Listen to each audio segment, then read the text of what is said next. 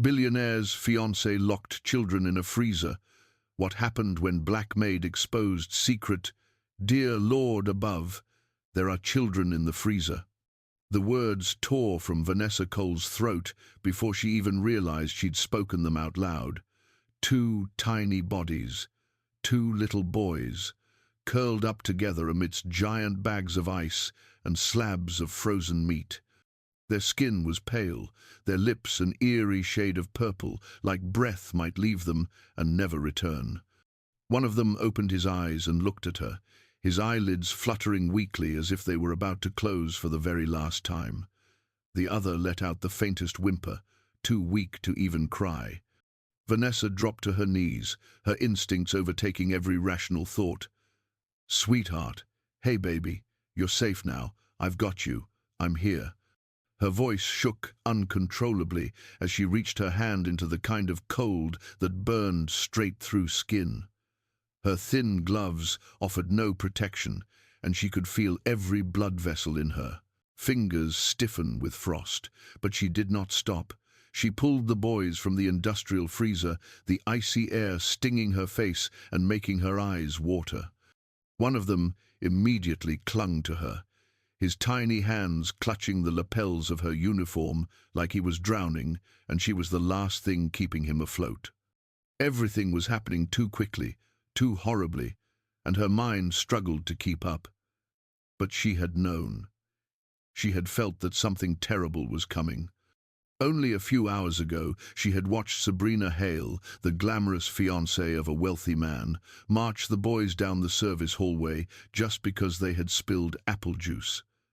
Vanessa had stepped in, had begged, had tried to explain that they were just children, but Sabrina wouldn't listen.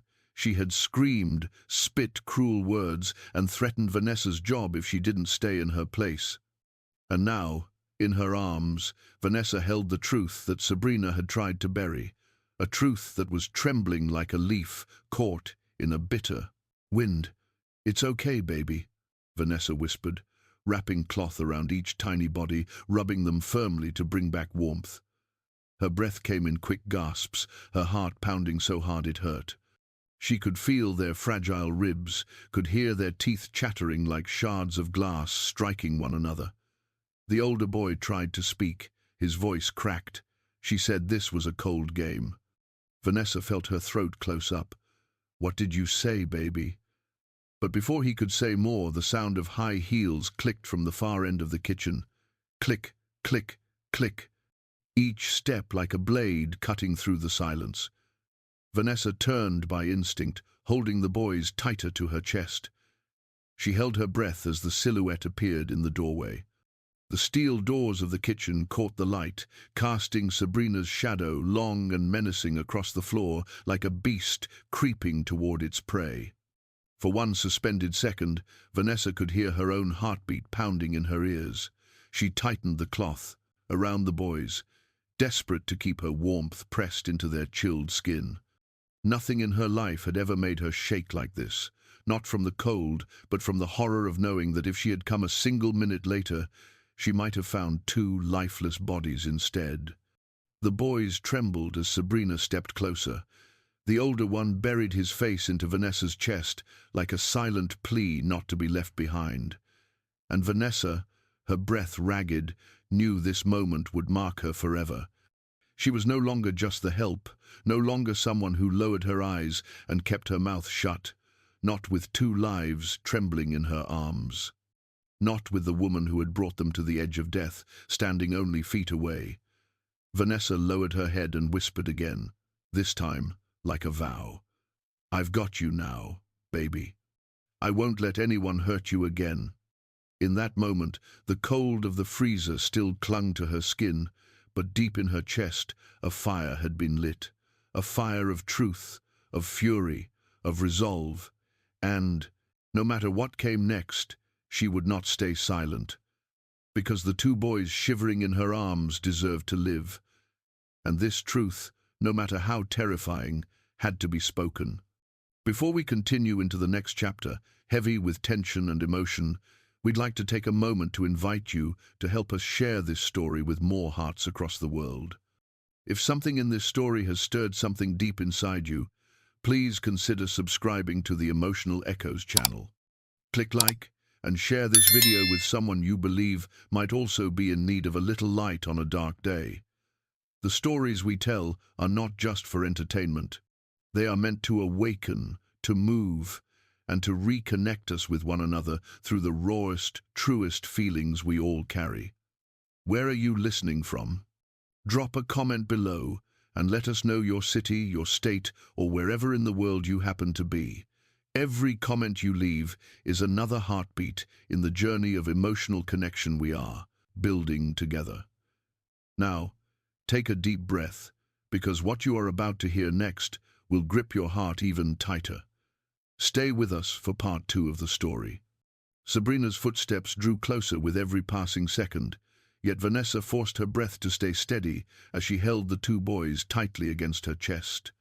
The cold from the freezer still clung to her skin like a memory that refused to fade, but what made her tremble now was not the lingering chill. It was the anger rising inside her like a storm clawing its way toward the surface. She had just pulled these children back from the edge of a frozen death, had barely drawn a breath of relief when the steel door burst open and the yellow light caught the flawless yet lifeless face of Sabrina Hale. What is happening here? Sabrina lifted a hand to her mouth, her eyes widening in an imitation of shock. Dear Lord, Vanessa, what are you doing? Vanessa rose quickly, still cradling the boys. I saved them. They were in the freezer. Sabrina cut her off before the sentence could form. Saved them. Sabrina let out a laugh with the sharpness of metal scraping metal. No, you were caught. I opened the freezer and saw you pulling them out. You are the one who put them in there. Vanessa went still, as if someone had emptied her lungs. What did you say? No, I just found them. Sabrina spun toward the hallway and screamed as if performing a tragedy for the largest audience of her life. Harrison, help me. She hurt the boys. She put them in the freezer. Vanessa felt her heart plummet. Sabrina was fabricating everything, every word a lie. And in this mansion, who would ever trust the truth spoken by a housemaid? Heavy footsteps pounded down the corridor. Harrison Sterling appeared in the kitchen doorway. He wore an expensive suit, his tie perfectly in place, yet his face turned ghostly pale as he saw his sons shivering in Vanessa's arms. The boys reached for her like she was the last remaining piece of solid ground. Vanessa rushed to explain. Sir, I found them in the freezer in the back. They were freezing. I only wanted to warm them. Harrison did not hear a single word. He looked at his boys, then at Vanessa, with an expression she had never seen on him before. Fear bleeding into fury. What did you do to my children? Sabrina slid forward at once, clutching his arm as though she had survived her own horror. I went to make tea and heard noises. I opened the freezer and saw her. I saw her pulling them out. I swear she did it. Harrison did not hesitate. He turned on Vanessa with a rage that darkened the room. You touched my children. Vanessa wanted to scream. She wanted to tell him that Sabrina had taken the boys hours earlier, that she punished them for the smallest mistakes, that Vanessa had long seen fear living in their young eyes. But all of it collapsed inside her as Harrison tore the boys from her arms. The older child cried out in pain, while the younger trembled uncontrollably as he was set on the cold floor. Sabrina pretended to panic and swept them into her arms, pressing her face into their hair as though she were the most loving mother on earth. Mama is here! Mama is here! My precious angels. Each word struck Vanessa like a blow. She wanted to reach for the boys, to pull them back to safety, but Harrison stepped between them. Then, as if he could no longer restrain himself, his hand cracked across Vanessa's face with a sound that echoed through the kitchen like a breaking branch. Vanessa staggered, her cheek burning. Sir, please listen. I did nothing. Sabrina cut through her words with a scream sharp enough to shake the walls. She wants to destroy our family. She is jealous. She wants to blame me. I have seen the way she looks at me. She hates me. Harrison silenced Vanessa with a single command. I do not need to hear anything. You are fired. And if you do not leave right now, I will call the police. Vanessa looked at the boys one last time. The older one reached for her, but Sabrina yanked him close and whispered something that made him freeze. His eyes filled with a kind of fear no child should ever have to carry. Vanessa stepped back. Each step felt like dragging her entire life behind her. She did not cry, not yet. But when the door closed behind her, when the cold wind struck her face, and she could still hear the muffled sobs of the boys inside, the truth fell on her like a hammer. Sabrina had framed her. Harrison believed it. She had lost her job, her income, her dignity. But the worst part was not the dismissal. The worst part was being forced to leave two innocent children in the hands of the woman who had nearly frozen them to death. And as Vanessa descended the steps, her cheek still throbbing, she understood something with painful clarity. If she stayed silent, those boys would not survive for long. She turned to look at the mansion glowing like a palace in the night. Beneath that light, the truth lay buried. But Vanessa whispered into the cold wind, I will return, even if I must stand against the entire world. For those children, I will not let her win. Vanessa walked the long distance back to the boarding house in the southern part of Charleston, where stained brick walls and rusted tin roofs could not keep out the creeping cold of early February, and each step felt as though someone was placing another weight across her shoulders. The ocean wind swept through the empty streets and struck her face with a force that made the bruise on her left cheek ache in sharp pulses. Yet she did not shed a single tear on the way home, because she had learned to hold back tears ever since she was 18, when her father died and left her and her mother drowning in debt and the pitying looks of neighbors. But that night, when the thin wooden door of her small room closed behind her, she sank onto the worn floorboards and let the tears spill in silence. The rent for the month was still not fully paid. She had received only part of her wages, and the rest, as always, would not arrive until the end of the pay cycle, and now that she had been fired, she knew that money would never come. She thought of Alicia, her 10-year-old daughter living with her grandmother in Colombia, the child she had promised to send extra money to this month for a new uniform and a pair of sneakers, the child she had planned to visit over the weekend, and now all of it had fallen apart. Vanessa sighed and rose slowly, moving to the small kitchen to make a cup of black tea, the quiet ritual her mother always relied on when life became too heavy to bear.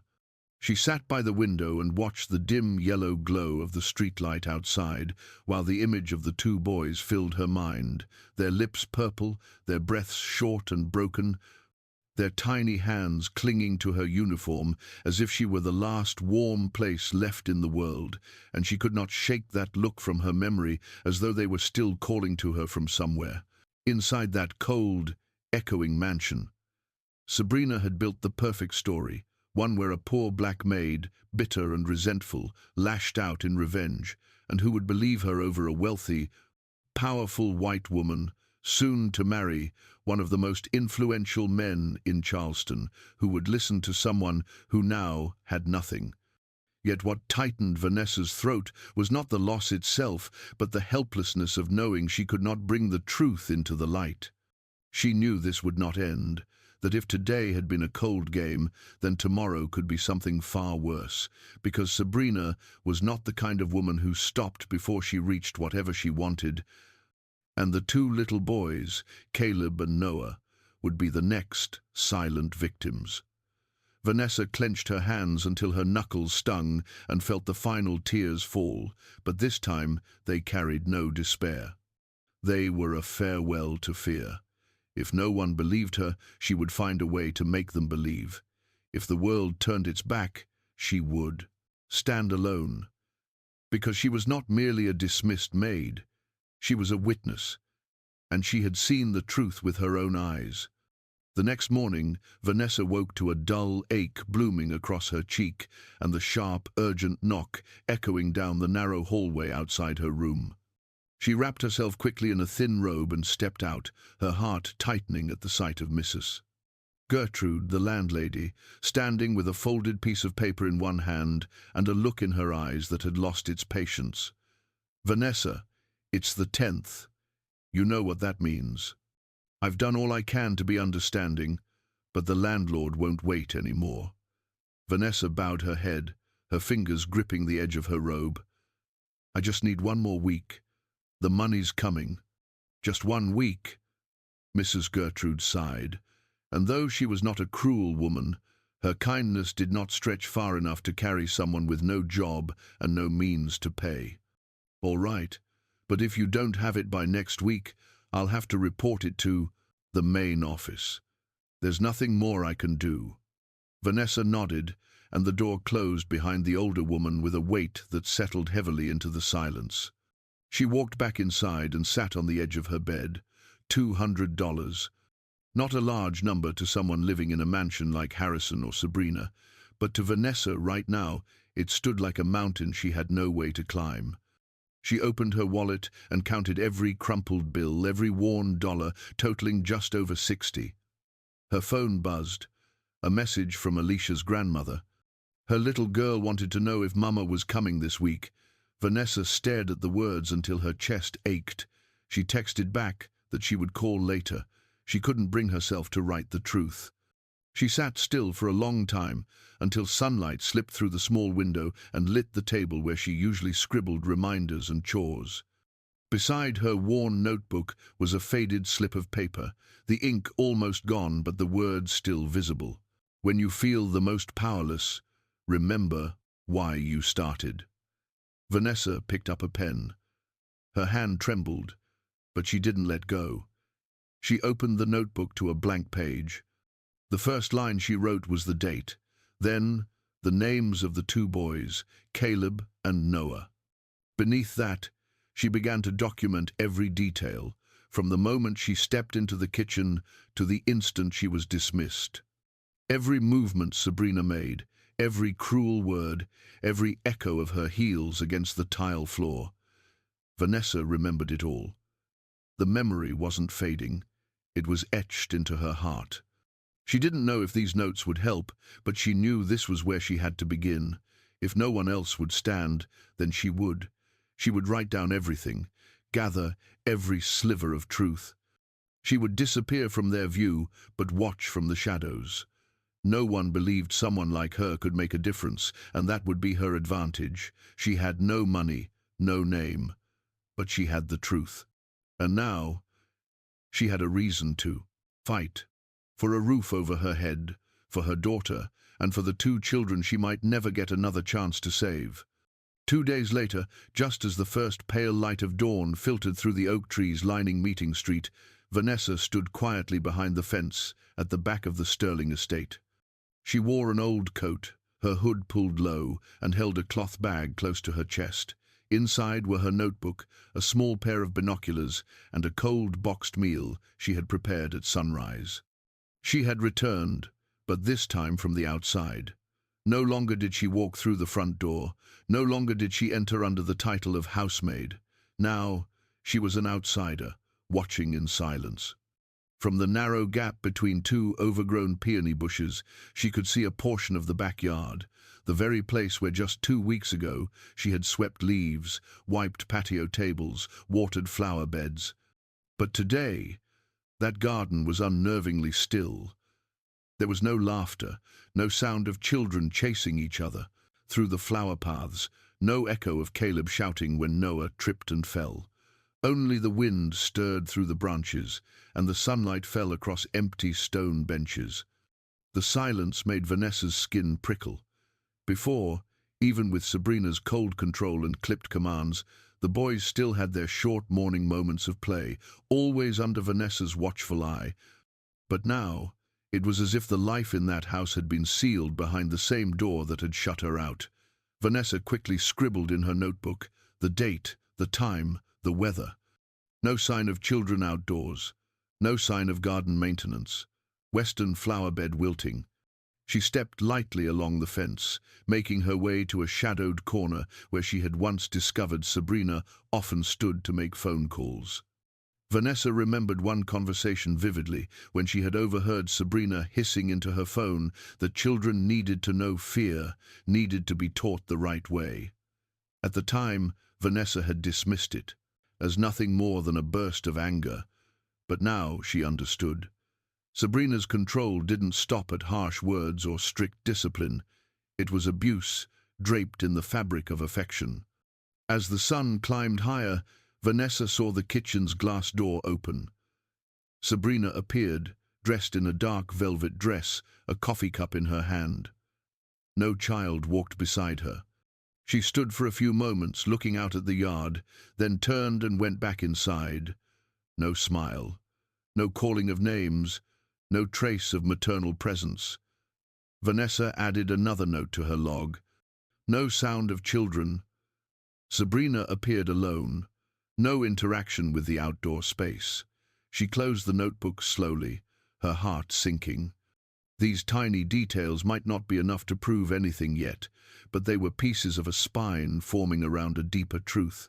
Silence is never just silence, not in a house with two 6-year-old boys.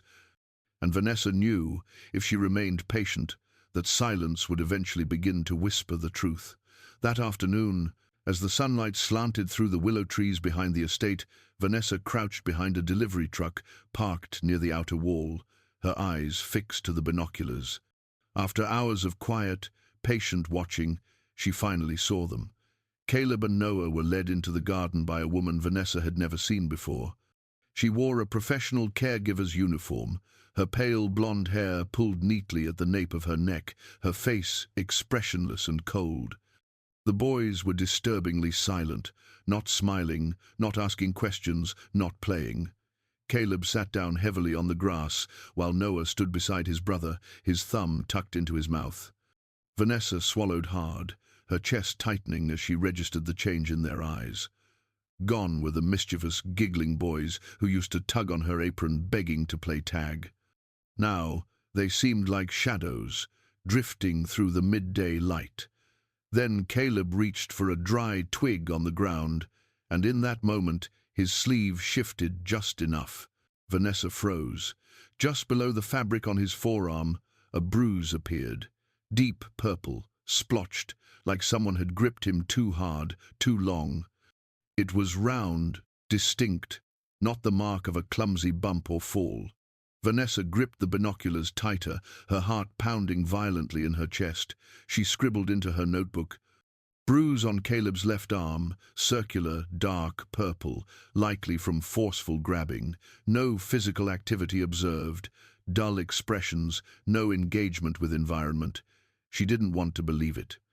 Didn't want to accept that even after everything, these children were still being hurt. But truth does not require belief to exist. It was there, plain as day, written on the fragile skin of a 6-year-old boy, hiding just beneath a crisp white sleeve. The woman watching over them didn't seem to notice. She sat scrolling through her phone, occasionally glancing at the children with empty eyes. She didn't touch them, didn't speak to them.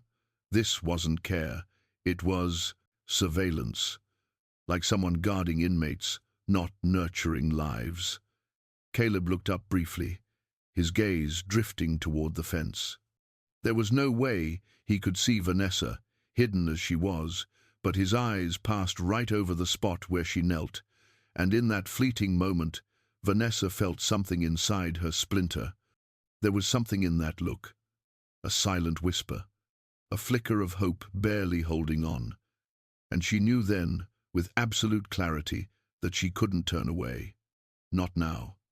Not when the truth was bruised into the flesh of children who needed saving. The next day the sky turned heavy, grey clouds drifting over Charleston like an omen of something dark approaching, and Vanessa returned to her familiar post behind the estate, this time carrying a small recorder she had bought from a pawn shop with nearly every dollar left in her wallet. She settled quietly behind a tangle of wild shrubs, headphones connected to the device, her hand poised over the button. The morning passed in an unsettling hush. The garden remained empty, the glass doors of the mansion sealed tight. It was close to noon, just after the old grandfather clock chimed through the house, when the kitchen door finally swung open. Sabrina stepped outside with a phone in hand, her lips pressed into a hard line, and her voice rang sharp and clear through the recorder. "I do not care if he sleeps or not. If he keeps crying at night, you know what to do. Lights off, door locked, no exceptions." After a brief pause, she spoke again, her voice lower, colder. "They need to learn that every action has consequences. The cold game does not kill anyone. Do not go soft." Vanessa tightened her grip on the headphones, her hands trembling. The cold game. She had heard that phrase before, whispered by Caleb when she carried him out of the freezer, a phrase she had not fully understood until now. It was not a punishment. It was Sabrina turning pain into a lesson. She called it a game, a silent and frigid ritual meant to freeze fear into the hearts of the boys, hour after hour. Vanessa pressed the record button and documented the time and the words, forcing herself to stay calm even as a wave of nausea rose in her chest. An hour later, she saw the unfamiliar caregiver from the day before, pulling Caleb across the yard. The boy wore a thick sweater yet still shivered, and Noah followed close behind, clutching a worn, stuffed bear in his hands, his eyes dry and empty. No tears, no complaints. Only the quiet drift of two small shadows. The caregiver stopped at a narrow wooden hatch leading to the basement. Vanessa did not know what lay beyond it, but she saw the woman push Caleb inside first, then turn to say something to Noah. She could not hear the words from her distance, but the expression on the little boy's face made her chest twist. She noted the place, the time, the behavior. She knew she did not have direct proof yet, but the scattered pieces were beginning to assemble into a truth she could know, longer doubt. And what kept her rooted there, unable to turn away or pretend she saw nothing, was the look in Caleb's eyes as he was pushed toward that old wooden door. No tears, no struggle, only pure surrender. As though he knew the cold game had returned, and this time there might be no one standing on the other side to open the door in time. Vanessa lowered the recorder, her heart tightening painfully. She knew she had to act faster, before that game ended in a silence that could never be undone. Vanessa knew she couldn't remain outside forever, recording and taking notes while time slipped by, and the pieces of truth remained scattered and fragile. What she had so far were fragments, not enough to force Sabrina to face the consequences, and more importantly, every day that passed was another day. Caleb and Noah lived in fear. She needed to get closer, needed to be inside. But a woman who had been fired couldn't just show up at the estate gate without being turned away. She needed a disguise.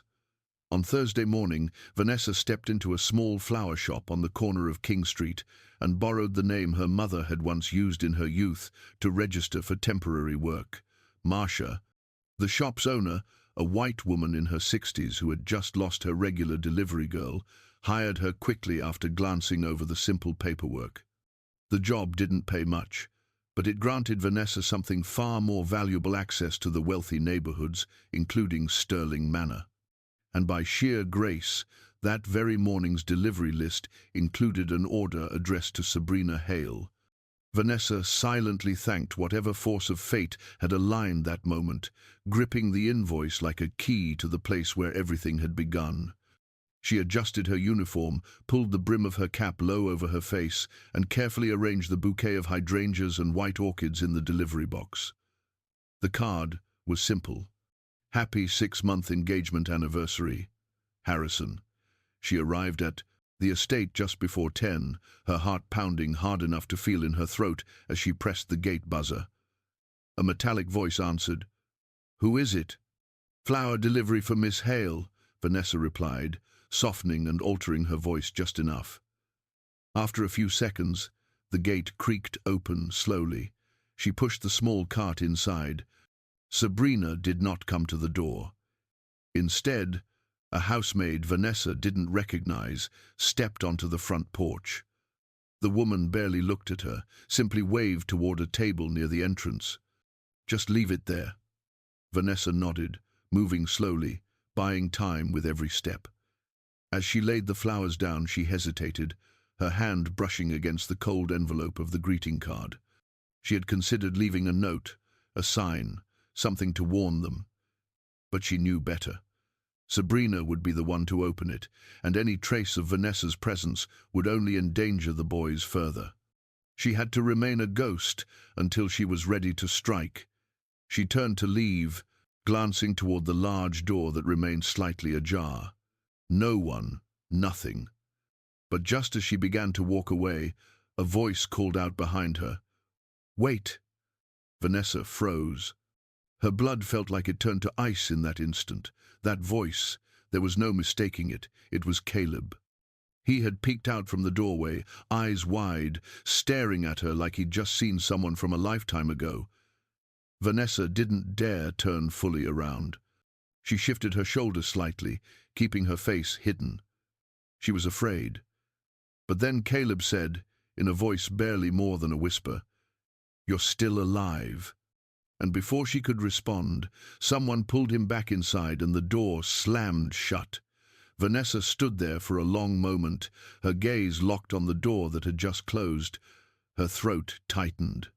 In that single fragile instant, all her doubt vanished. Caleb remembered her. He had been hoping she would return. And more than anything, he had not given up. She turned the cart and walked away from the estate. The next flower delivery was still in her hands, but the only thing that truly mattered now was that one small question: "You're still alive." It wasn't just a question, it was hope. A small blossom of truth breaking through the cold soil. And she would not let it be crushed beneath the heels of power. That afternoon, Vanessa returned to Sterling Manor in the same worn floral delivery uniform, her hands still pushing the small cart that had become her disguise. But this time, she carried no flowers. She circled the iron fence, slipping down the narrow alley behind the garden to get closer to the row of cellar doors where she had seen Caleb pushed inside the day before. The wind blew stronger than usual, twisting dry leaves into small, frantic whirlwinds at her feet. She kept low, pressing herself against the cold stone wall. In her hand was the recorder, a single earbud tucked into her ear. She knew what she was doing was dangerous. If they caught her, they could accuse her of trespassing again, maybe even set her up like before. But fear no longer outweighed reason. Inside that house, there were sounds being strangled into silence, and she had come to listen. From a cracked basement window, she could hear faint noises, the scuff of footsteps, a hurried shuffle, and then Sabrina's voice, sharp and icy like steel. "If you don't learn how to sit still, you'll sit in the dark all night. Do you understand?" There was a pause. Then Caleb's voice, thin and raspy. "I'm sorry. I won't spill the water again." Vanessa held her breath. She didn't dare move. Even the smallest sound might tip Sabrina off. Inside, the voice rose. "It's not just about water. You lied. You said you didn't take the candy, and I found the wrapper under your pillow." Another scrape, the sound of wood dragging across floorboards, and then Noah's breathless plea. "Don't. Please don't lock him in. I'm sorry for him. I'm sorry." Vanessa clenched her jaw, her heart twisting violently in her chest. She hit record. Every word etched clearly into the tiny device in her palm. Sabrina shouted again, "Quiet, both of you. If you don't want to go back into the freezer, then shut your mouths and sit still. Next time, it'll be longer, much longer." Then came the sound of a heavy iron door slamming shut, a metallic lock clicking 3 distinct times, and then silence. A silence that chilled Vanessa's blood. She wanted to burst in, rip the door open, and pull Caleb and Noah into her arms. But she knew that if she did, without more than what she had, she wouldn't be able to keep them safe for long. She had to be patient. She needed more than a confrontation. She backed away quietly, retracing her path along the fence until she returned to where she had hidden her cart. Only once she was far from the estate did she stop beside a large tree to catch her breath. In her hand, the recorder light still glowed. She rewound it and listened again, Sabrina's venomous words, the terrified voices of children. No one could hear those sounds and not feel their stomach twist, but that was exactly why Vanessa knew she was on the right path. That voice behind the closed door was a piece of the truth the world had never been allowed to hear. And now, it was captured. It could not be erased. It could not be denied. She was no longer just a witness. She was becoming the one who would tell the story. And the voice behind that door would be the beginning of something that could not be silenced. One day, those doors would open, and the light would pour into that darkness. The next morning, Vanessa returned to the narrow streets behind the Sterling estate with heavy steps and a bolder plan forming in her mind, knowing that the recordings she had gathered were only a beginning, and that she needed clearer proof, images and injuries, and evidence that could not be denied. Because each passing day was another day, Caleb and Noah lived beneath the weight of fear. She waited nearly 3 hours behind the brush at the back of the garden, the spot with a clear view of the kitchen door, and at last, right on schedule, the caregiver led the boys outside, while Sabrina remained unseen, leaving the children under the shade of a tree as the woman scrolled through her phone without glancing at them. Caleb sat with his head bowed toward the grass, his hand wrapped around his left arm where Vanessa had seen the dark bruise the day before, and he neither cried nor complained, his gaze distant. Noah sat beside him, leaning against his brother as though trying to shield him. Then something happened that nearly made Vanessa rise to her feet. Caleb lifted his face, and something was wrong. His cheek was swollen, especially along the right side, and he winced when he touched it. Noah whispered something to him and reached into the small backpack he carried, pulling out a tiny ice pack, except it wasn't an ice pack at all, but a frozen food pouch, wrapped in a handkerchief. He pressed it into Caleb's hand and guided his brother's fingers to hold it against his cheek. Vanessa read that gesture as clearly as if it were spelled out in print. The boy had seen someone do that before, or had been instructed. Put this on your face. Hold it there a while. It will hurt at first, but the swelling will go down. She had said those exact words to Caleb once when he tripped and hit the kitchen counter, but today, the swelling had nothing to do with an accident. She knew the shape of that bruise, the faint redness beneath the skin, the shadowed smudge above the left eyelid. A strike. Nothing else. Vanessa bit her lip and tightened her grip on the small camera hidden in her coat. She snapped several quick photos from afar, following every small movement as Caleb shifted beneath the tree. He had no idea he was being watched, yet there was something in his eyes, something exhausted, drained, but still holding a faint flicker of light when he leaned, close to his brother. It was the last bit of brightness left in 2 children, trapped under the cruel watch of someone who should have protected them. Vanessa pressed deeper into the brush when she heard the garden door swing open. Sabrina stepped outside for the first time in days, scanned the yard for a moment, then called out sharply, "Inside, both of you. Now." Caleb rose, the makeshift ice pack still in his hand, but had no time to hide it. Sabrina noticed and strode forward. She yanked the cold bundle from his fingers. "Who gave you this? Who told you to do that?" Vanessa held her breath and kept taking photographs, her fingers steady only because they had to be. Sabrina grabbed Caleb's arm and pushed him ahead of her, Noah trailing behind, and just before the door closed, Caleb turned back, not toward his stepmother, but toward the garden, toward the place where Vanessa hid. It was only a glance, but it carried a message. He knew she was there, and he still believed in her. Vanessa looked down at the image she had just captured, her hands trembling at the sight of a 6-year-old boy's bruised and swollen face pressed against a frozen pouch. A portrait of truth no one could deny. and she knew she had just captured a piece of evidence that could change everything. Vanessa returned to her boarding room as dusk swallowed the streets, her fingers still numb from clutching the camera tightly all afternoon. She hadn't eaten since morning, her stomach hollow and aching, but her mind was too tangled, too full of what she had just witnessed. In her bag was what she had been chasing for weeks, a single photograph. Proof, undeniable evidence of harm. She set the camera on the table, removed the memory card, and transferred the files onto her battered old laptop. The image filled the screen, and Vanessa sat still, staring at Caleb's swollen, flushed face, his eyes cast downward, the ice pack still pressed gently to his cheek. There was no mistaking it. That bruise was no accident. And now, the truth had found its voice. She reached for the notebook that had stayed by her side since the day she was dismissed from the estate. The first pages were chaotic, filled with scribbled thoughts and tangled words, reflections of a mind reeling from injustice. But as the entries went on, the handwriting became steadier, more deliberate. Each page was a careful log.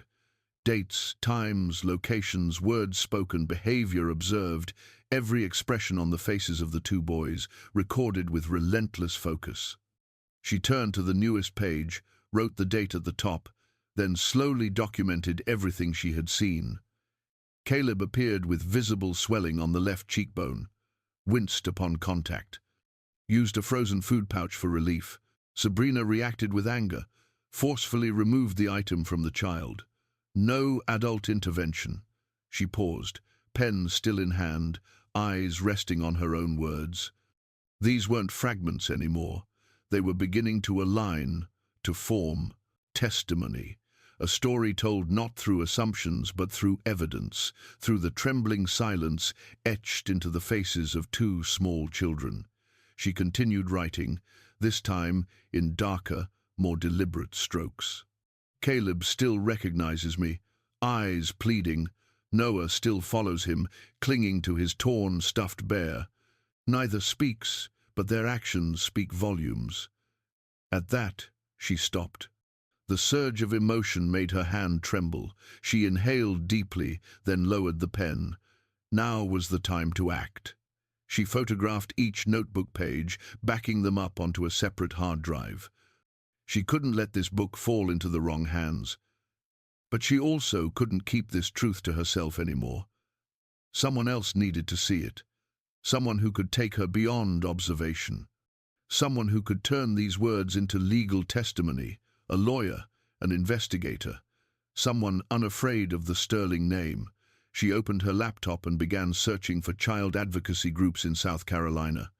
At last, her eyes landed on a name. Naomi Rice. A child rights attorney known for taking on powerful families and winning.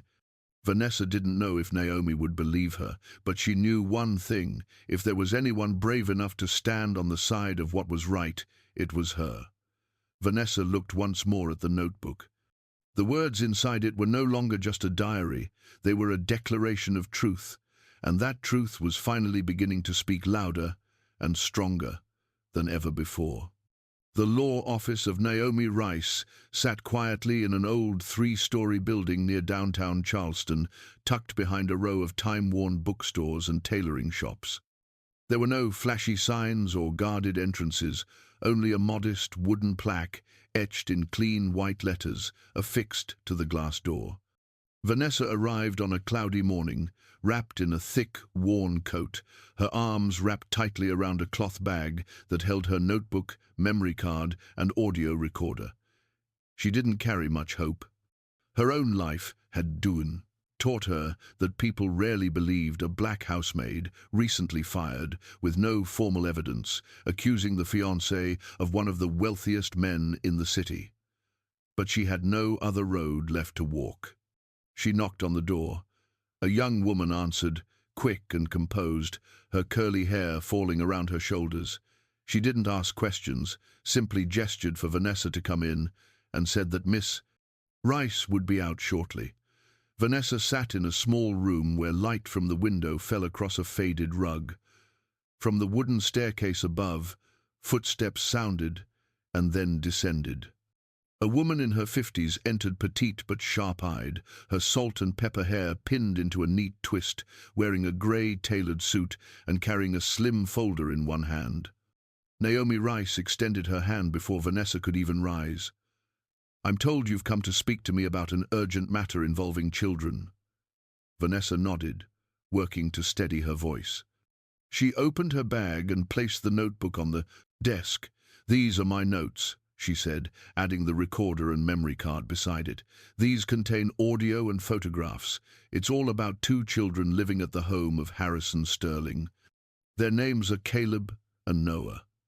Naomi showed no reaction at first. She turned the pages with swift, practiced hands, her eyes skimming without haste. When she reached the entry describing the cold game, she paused, her gaze lingering. She said nothing. Vanessa sat still, her hands clasped together, her palms damp with sweat. Finally, Naomi looked up. Her voice was low, steady, unwavering. "I believe you." Vanessa's head snapped up, unable to trust her own ears. Naomi continued, "We don't have much time. I need you to walk me through everything: who did what, when, where, every detail, no matter how small. I'll need to take your formal statement. We're going to file an emergency petition for investigation and immediate protection for those boys." Vanessa couldn't hold back her tears. After weeks of silence, closed doors, and doubtful stares, someone was finally listening. Someone unafraid of the Sterling name. Naomi didn't flinch when she read the name Sabrina Hale. She wasn't surprised to hear Harrison had shielded his fiancée. She simply nodded, jotting down timelines and quoting Vanessa word for word. When the conversation ended, Naomi said one last thing, and it carried the weight of a promise. "I've seen a lot of cases, but few people dare to speak up when they have nothing in their hands like you do. If what you've brought me is true, I won't let this go. We will protect those children, whatever it takes." Vanessa walked out of the office, feeling changed. The sky outside was still grey, the clouds still heavy, but something inside her had caught fire. For the first time since the day she was framed, she no longer felt alone. Now, the truth was no longer trapped on paper.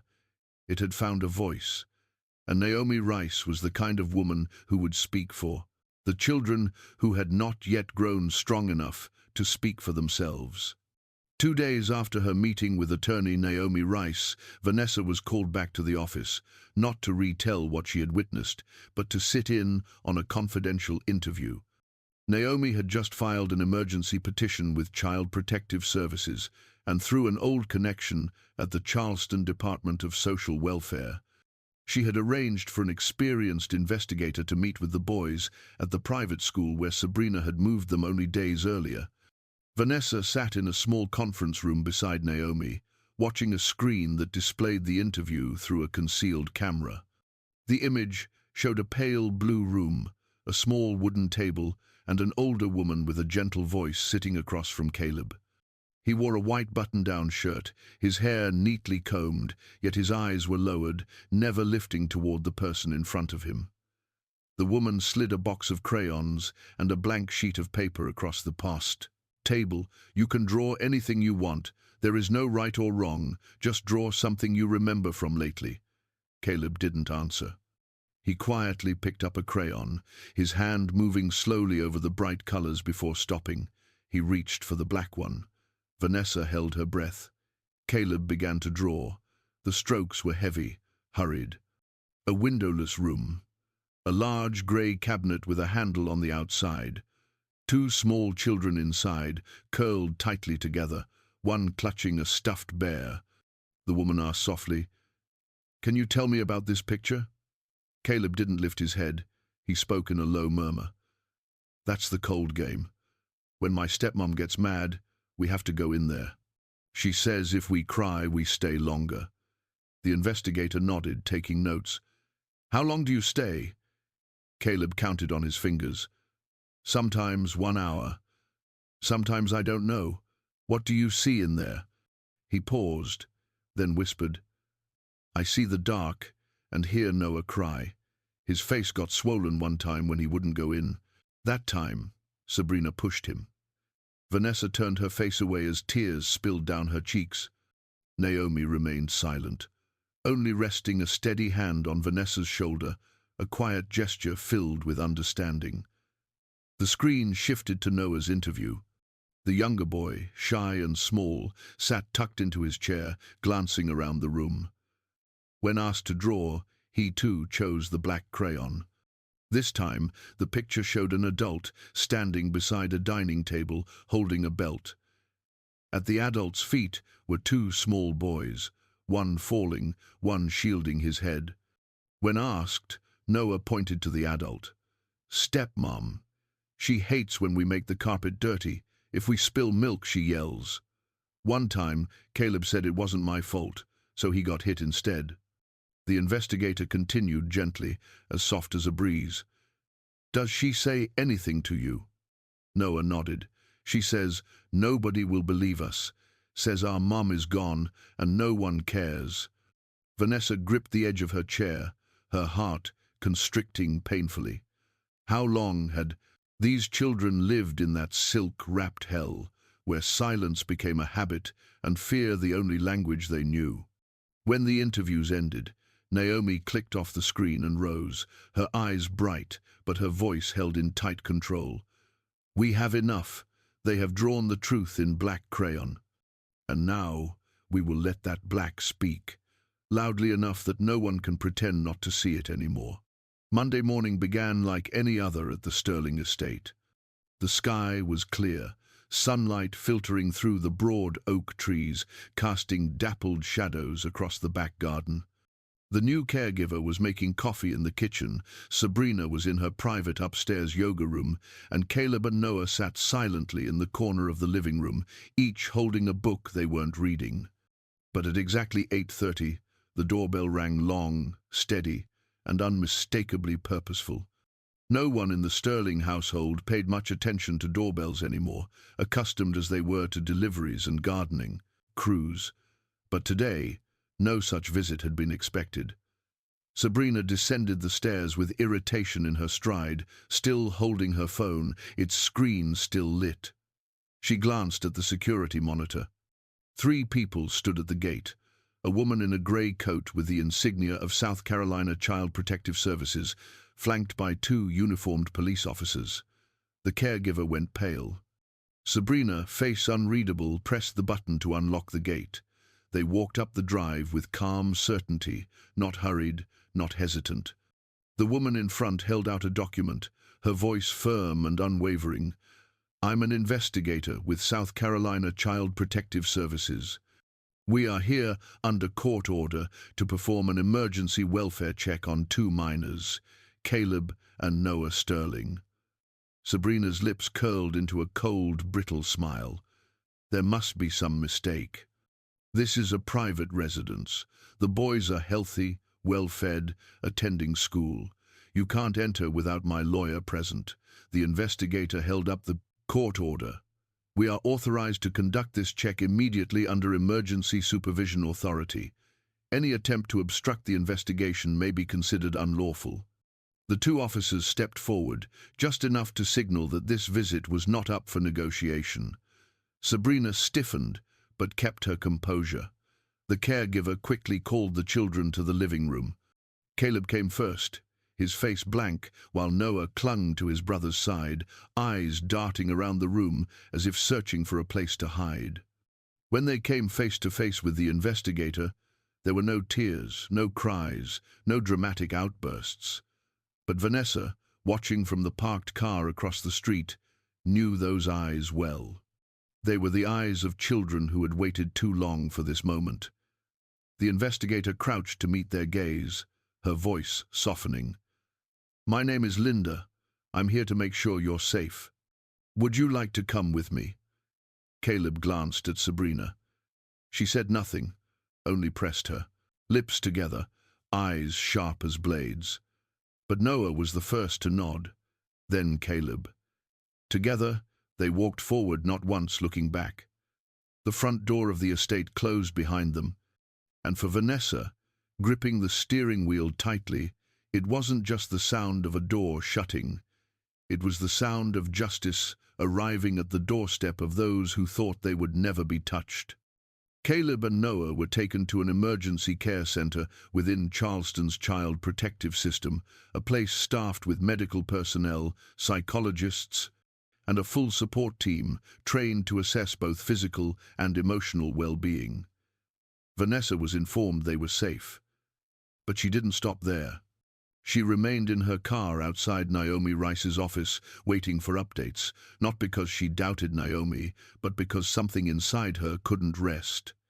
Deep down, she knew Sabrina wouldn't go quietly. A woman like that didn't release control without a fight. And she was right. That very evening, Harrison Sterling appeared on the local news. Dressed in a dark suit, standing beside Sabrina with a stern expression, he read a short statement to the press. "We are shocked and disappointed by this baseless intrusion into our private family life. I believe Sabrina to be a woman of deep compassion, and anyone accusing her clearly has ulterior motives. We will fully cooperate with the authorities to clarify this situation." Vanessa watched the screen, her hands clenching tightly in her lap. Sabrina stood half a step behind Harrison, her head tilted slightly, lips curved in a soft smile, but her eyes cold and razor-sharp. She wasn't retreating, she was preparing to strike back.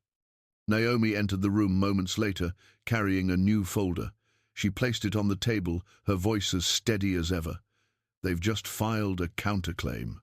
They're requesting temporary custody for Harrison and Sabrina, claiming the state's intervention lacks clear evidence and alleging an attempt to sabotage the family's reputation."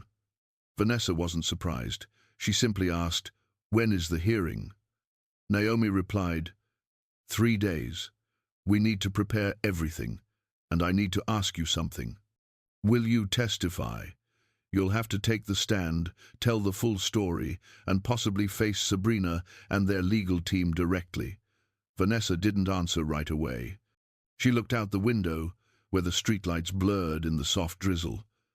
Her heart no longer trembled like it once did, but the pain remained the images she couldn't forget, the truths carved too deep to erase. She knew this would not be easy. They would try to discredit her, interrogate her, maybe drag her past into the open. But then she thought of Caleb and Noah. She thought of the last time Caleb looked back at her, the moment he gave that small, solemn nod as he followed the CPS investigator.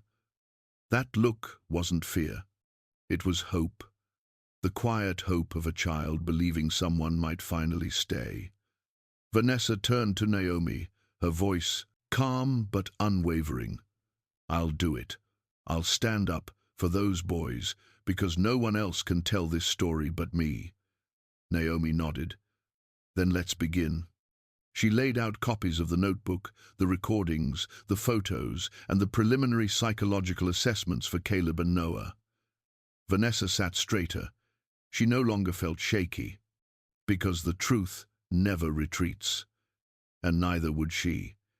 She hadn't turned away when everyone else did, and now she would not abandon those boys, not when justice had only just begun to find its voice. The first day of the hearing took place at the Charleston family court under a grey sky, with a cold wind sweeping up the worn stone steps leading into the courtroom. Inside, the atmosphere was taut, so quiet it seemed every breath could be heard. Harrison Sterling sat at the front bench on the left, his face unreadable. Sabrina wore a deep blue dress, her makeup meticulous, but her eyes sharp as blades. Vanessa sat on the right beside Naomi Rice, her hands wrapped tightly around her notebook. She wasn't shaking, but her heart pounded with a rhythm that echoed deep in her chest, because today the boys would have to face the pain once more. Caleb and Noah were going to speak, not to tell every detail, but to confirm what they'd lived, how they'd felt, and what had truly happened. The room held its breath as the first child was called. Caleb walked in, small beneath the high arch of the courtroom door. He wore a white shirt, gripping the hem tightly, his eyes scanning the room until they found Vanessa. She gave him a gentle nod. He stepped to the stand, where the judge asked him to speak the truth. Caleb nodded, his voice small but steady. "I will tell the truth." Sabrina's attorney questioned him first, voice smooth with a hint of false warmth. "Were you ever hungry? Did anyone ever hit you? Were you ever locked anywhere?" Caleb looked at them, then at the judge. He didn't use harsh words, didn't exaggerate, but each answer peeled back the polished mask the defense had painted. "Yes. I was locked in an old freezer when I spilled water. I had to hold ice to my face when it was swollen. Sabrina said we had to be quiet or we'd be taken away." The judge nodded, expression neutral. Then came Noah, smaller, quieter, clutching his tattered stuffed bear. When asked, he spoke briefly. "Stepmom doesn't like us," she yells. Sometimes hits. "She never hugs us." A stillness fell over the room.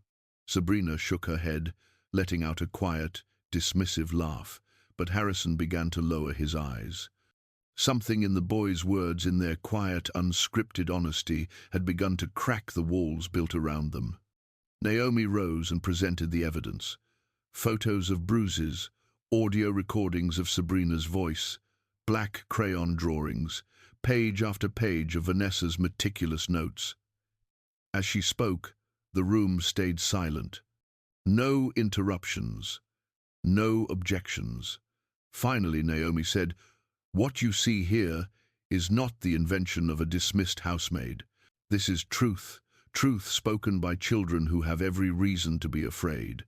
And if we choose not to believe them today, if we choose not to protect them, then we will answer to our conscience for years to come."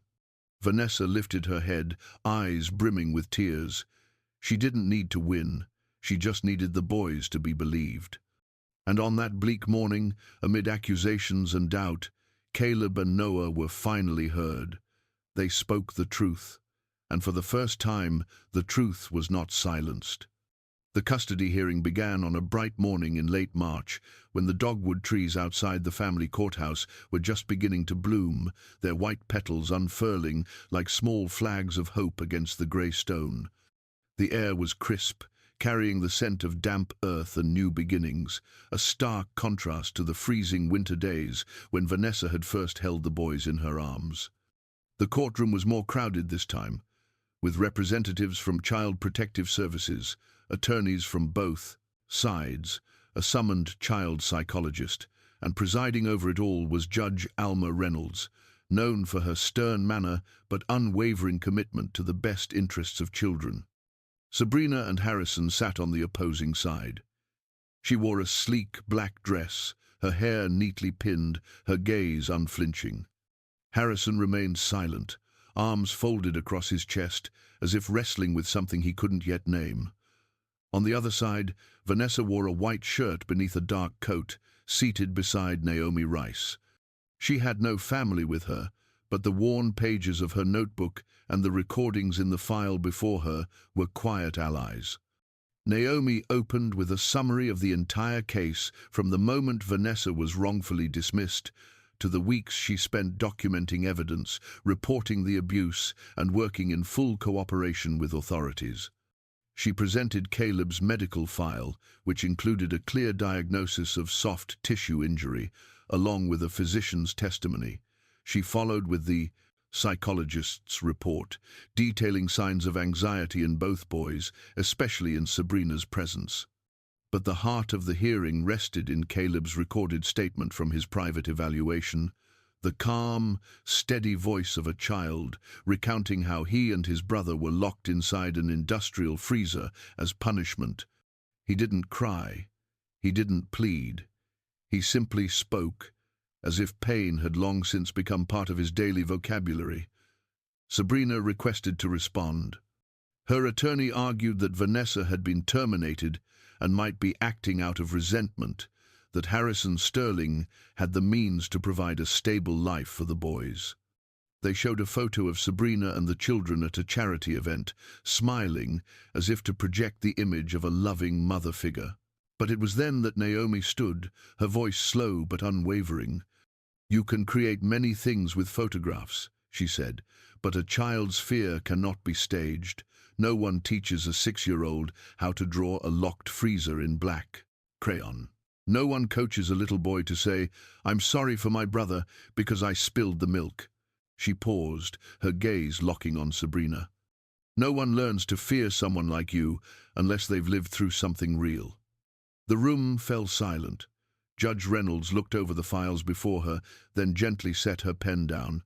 She said she would need more time to deliberate. This was only the first round of hearings, and there would be additional proceedings to determine permanent custody. But for now, the children would not return to Sabrina. That decision was entered into the record immediately. When Vanessa left the courtroom, she said nothing. But as she stepped into the hallway and saw Caleb and Noah waiting outside in the small waiting room, and both boys leapt up to embrace her, she knew no words were needed. The first round was over. They had spoken the truth, and for the first time, justice had chosen to believe it. Harrison Sterling left the courthouse that day in silence, striding quickly to his car without looking at anyone, not even at Sabrina, who trailed behind him with lips pressed tightly and a face as cold as stone. Reporters had gathered outside, cameras flashing in a frenzy, but Harrison didn't stop. He climbed into the car and slammed the door shut, as if to seal himself off from the world unraveling around him. But what he left behind could not be discarded so easily. That evening, alone in the cavernous study of the Sterling estate, Harrison sat quietly before a full glass of scotch. The crackle of the fireplace beside him offered no warmth. On the table lay a printed copy of Caleb and Noah's testimony, sent by his attorney for review. He held the paper, his eyes trailing over the fragmented words of his son. There was no direct accusation against him, but each sentence felt like a blade, slicing through a pride built on legacy and control. Sabrina entered without knocking, leaning casually against the doorframe, arms crossed. "They're not going to let this go," she said. "The press, CPS, those lawyers, they're all coming for us now." Harrison didn't reply. She stepped closer, placing a hand on his shoulder. "Everything I did was for the boys. You know that." But his eyes stayed fixed on the page, where Caleb had scrawled that he once had to hold Noah inside the freezer to block out the screaming. His hand clenched. His voice, when it came, was low, but unmistakably clear. "You hit them. You locked them in the dark. You scared them into thinking no one loved them." Sabrina pulled her hand back sharply. Her voice rose. "Don't talk like you didn't know. You were the one who left them with me day after day. You were the one who watched when I said they needed discipline. You didn't object. You didn't ask. You didn't protect them." Harrison stood, the chair behind him scraping loudly against the hardwood floor. "Don't blame me for the damage you caused." She stepped back, but her chin stayed high, her eyes defiant. She let out a bitter laugh. "You think Vanessa's some kind of saint? What does she have that I don't? She's a jobless maid living off charity. You'd leave me for someone like that?" He didn't answer, but his eyes had changed. The fatigue was gone, replaced by something quieter but stronger clarity. Without a word, he walked past her and headed upstairs. Sabrina remained standing in the center of the room, her fists clenched so tightly her nails left marks in her skin. She didn't cry, but for the first time she felt control slipping through her fingers. Meanwhile, at the emergency care center, Vanessa sat beside Caleb and Noah. Dinner was done, and the boys were coloring while soft music played from a small speaker. Caleb leaned in, whispering, "Does Dad know what happened to us?" Vanessa placed a gentle hand on his shoulder. "Maybe your dad knew, but he didn't do anything. That doesn't mean you were wrong. You and Noah did the right thing.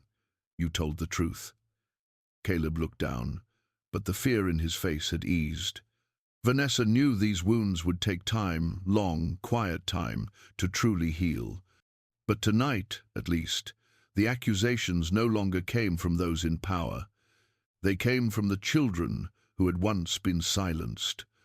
And when the truth is spoken not by the strong but by those who were once most vulnerable, no one, Not even Harrison Sterling can claim ignorance.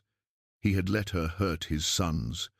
And now, there was no excuse left strong enough to cover that truth. The final custody hearing unfolded on a bitterly cold winter morning, with the wind slicing through every window pane of the Charleston family courthouse, as if the sky itself were holding its breath, waiting for judgment. Inside the courtroom, the crowd had thinned since previous sessions, leaving only those directly involved, familiar faces that had stared each other down over weeks of quiet tension and unraveling truths.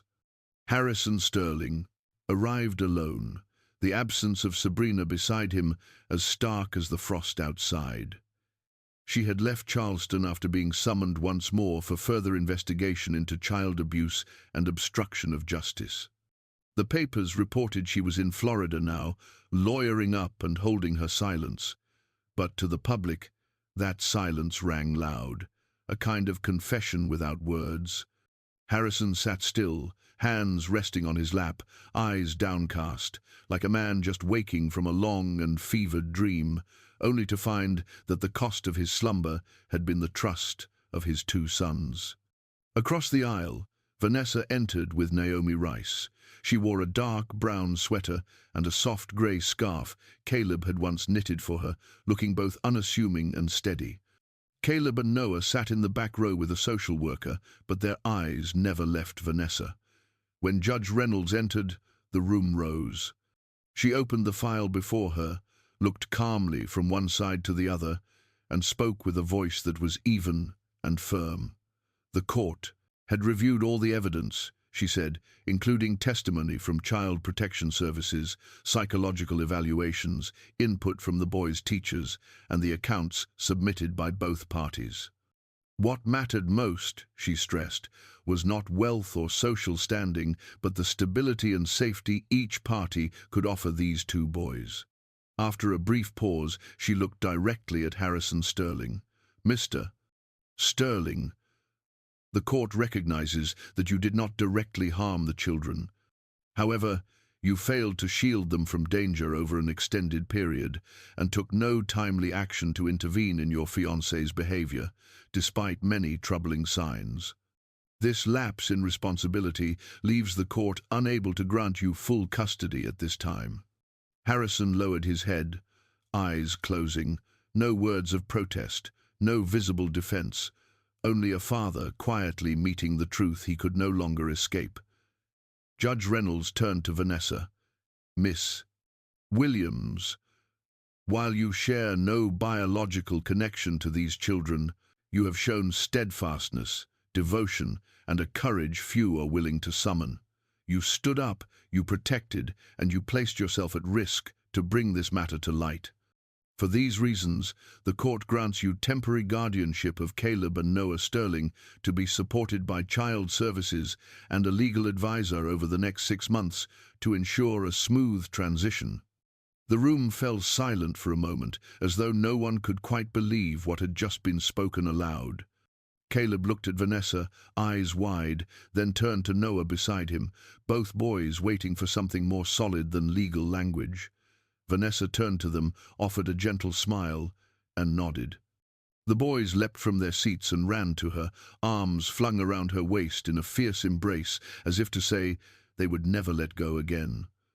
The judge offered a rare smile. Naomi quietly began gathering documents, her eyes shining with quiet pride. Harrison rose and approached the three. Caleb hesitated, inching back, but Vanessa gently placed a hand on his shoulder. Harrison knelt, eyes meeting both his sons. "I'm sorry," he said. "I didn't protect you the way I should have." Caleb said nothing, only held his gaze. But Noah stepped forward and gave a small nod. Then both boys turned back to Vanessa. As they stepped out of the courthouse, their small feet keeping pace beside her, Vanessa understood this was not simply a legal victory. It was the birth of a new kind of family, one woven not by blood, but by love that had been tested and proven true. A reporter stepped forward, asking quietly if she had anything to say. Vanessa paused, looked down at the two boys clinging to her hands, and answered in a voice soft but unshakable, They are mine now. And this time, no one is taking them away. The first morning in Vanessa's little home began with the warm scent of pancakes drifting through the air and the sound of giggles bubbling from the living room. The apartment sat on the second floor of a quiet, suburban neighborhood just outside Charleston. It was tight squeeze for a family of four, but sunlight spilled across the floors, and the air carried the soft colors of childhood. In the modest kitchen, Vanessa stood over a hot skillet, but she wasn't alone. Beside her stood Alicia, her 10-year-old daughter, who had finally come home from Colombia. Alicia, tall for her age and gentle-eyed, was carefully helping Caleb mix the batter, guiding his hand with the patience of a proud big sister. "Easy, Caleb, not too fast," Alicia whispered, smiling as the boy focused intensely on the bowl. Meanwhile, Noah sat perched on a chair, wrestling with a pair of small scissors and construction paper. Vanessa glanced over. "And what are the princes and the princess preparing for today?" Without looking up, Caleb answered with solemn clarity, "It's Coronation Day. Today we officially become citizens of the Kingdom of Pancake." Vanessa met Alicia's eyes, and they shared a warm, knowing smile. Alicia leaned down to Noah. "And what about the crown, Noah?" Noah held up a slightly lopsided but colorful paper ring. "This is for Mama," he said. "She's the pancake queen." Vanessa took the crown with all the ceremony she could muster. She bowed her head, and Alicia helped Noah place it on her hair. At that exact moment, a shaft of sunlight streamed through the window, brushing their four faces with gold. After breakfast, they sat together around the table. Noah drew a house this time with four figures standing in front, hands linked. A mum, a big sister, and two brothers. There were no more grey walls. Caleb had drawn a bridge. "That's us," he pointed. "And Alicia is holding the map." Alicia hugged Caleb tight. "I've got you," she said softly. "We're a team now." Vanessa wrapped her arms around all three of them, feeling the warmth of their chests pressing against her own.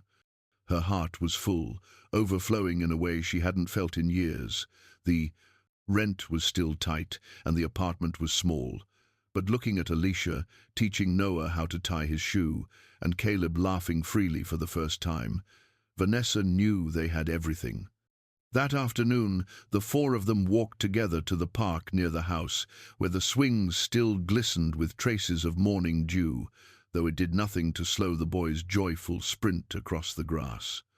Vanessa sat on a wooden bench, watching them laugh under the sunlight, their heads crowned with crumpled paper and crooked smiles, like small warriors who had fought for their childhood and won. And when Noah ran back, breathless, throwing his arms around her with all the strength he had, he shouted, "Today is the best day in the world." Vanessa smiled. "Yes, it is." And without a palace or a throne, they had built a kingdom of their own, a kingdom made of pancakes, crooked paper crowns, and above all, a love that asked for nothing in return. One January afternoon, as a gentle rain whispered over Charleston, Vanessa found an envelope slipped beneath the door. There was no postmark, no return address, only 3 words written in slanted black ink, "For Caleb and Noah." She held it for a few seconds, weighing something unspoken in her heart, then set it gently on the shelf. When the boys returned home from school, their jackets still speckled with drizzle, she warmed milk on the stove and dried their hair one by one before handing the envelope to Caleb. He turned it slowly in his hands, said nothing, then quietly opened it. Inside was a single sheet of paper, handwritten in neat, plain strokes, a man's hand, without embellishment. It was from Harrison. The letter said he was sorry. Sorry for not protecting them, for failing to see what had been happening under his own roof. He made no excuses, asked for no forgiveness, only hoped that one day, if peace ever returned to their hearts, they might allow him a chance to make amends, even if only by watching their lives unfold from a distance. Noah didn't read it. He looked at Caleb, waiting. His brother folded the letter, placed it on the table and said softly, "Words don't matter. Not now." What matters is that he did nothing when it counted. Vanessa sat beside them, saying nothing more. She knew that some wounds must be felt fully before they can begin to heal. Time cannot erase pain, but it can soften the fear that keeps it close. A week later, Caleb tucked the letter into a small wooden box and placed it in the drawer of his desk. He didn't tear it up, didn't speak of it again. As if, by storing it away, he was choosing to remember but not to relive. The days that followed passed in quiet rhythms. Mornings filled with toast and scrambled eggs. Evenings spent reading together, with Noah always picking stories that ended in light and happiness, while Caleb had begun scribbling thoughtful notes in the margins of books, short lines filled with depth and surprising clarity. Vanessa was quietly moved to discover how keenly he could see the world. One evening, as she sat reading in the living room, Caleb approached her with a folded piece of paper. "Try reading this," he said. "I wrote it." Vanessa opened it and found a short passage describing a rainy afternoon with soft music playing from the kitchen and the scent of warm cookies drifting through the house. It ended with a single line: "No one is afraid anymore." She wrapped him in her arms, holding him tightly. She didn't know how much she could teach them about the world, but she knew one thing for certain in this small house: love needed no name, no proof of blood. It lived in the slices of toast, in bedtime stories, and in the way a boy learned to forgive, not with words, but with calm silence. One weekend afternoon, the three of them wandered through a quiet used bookstore downtown. Noah picked up a slightly worn children's book and flipped it open to find a note penciled on the inside cover. "To the next reader, I hope you find something gentle in these pages." He turned to Vanessa. "I want to write something too," he said. She nodded. Noah took a pencil and wrote slowly, carefully. "Mom says some things are more important than words. I think that's love." She brushed his hair with her fingers and smiled. "Letters may come and go, but what stays, what truly lasts, is how we live alongside each other." And for the three of them, every quiet moment had become the clearest answer to the past they had once feared. Spring arrived slowly but surely in Charleston, bringing with it the first gentle rays of sunlight and the rich scent of damp earth after a long stretch of rain. In the small backyard behind their apartment, Vanessa knelt beside a freshly turned patch of soil and placed a wooden sign into the ground. The handwriting was uneven, clearly Caleb's, and it read, "A place to grow kindness." Noah was carefully setting carrot seeds into neat rows, his hands covered in dirt, his eyes alight with focus. Caleb measured each gap with a small ruler, then gently patted the earth over the seeds, as though he were laying trust into the ground itself. Vanessa said nothing.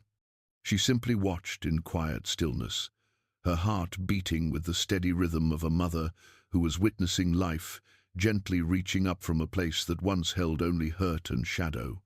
Planting a seed is never about tomorrow's harvest. It is a promise, a small act of hope that says if you care for it, if you nurture and wait with patience, something good will eventually come. Just like the love she had chosen to sow in the hearts of those two boys.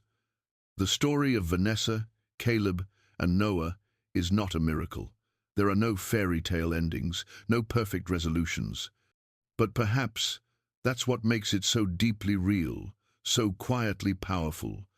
Because in life, each of us will, at some point, stand at a crossroads between staying silent and speaking up, between walking away and standing with the truth, between what is easy and what is right. And Vanessa, an ordinary woman with no wealth or status to her name, chose the light with nothing but her heart and her quiet courage. Does this story remind you of someone in your life? Maybe someone who reached out to hold you when you were on the edge. Or maybe you were that person once, offering protection when someone else could not protect themselves. We'd love to hear what this story stirred in you. Share your thoughts in the comments below. Tell us how you felt as the story came to a close. And ask yourself, have you ever planted a seed of kindness without living to see it bloom? Tell us what that felt like. And if this story brought you warmth or hope, or even just a moment of reflection, don't forget to subscribe to the channel, give the video a like, and share it with someone who might need it. Every day, here at Emotional Echoes, we bring you stories rooted in emotion, humanity, and truth, because we believe that the echo of a heart always reaches another. Thank you for staying with us through this story. We wish you health, peace, and moments of stillness beside the ones you love. Goodbye, and we'll see you again in the next video from Emotional Echoes.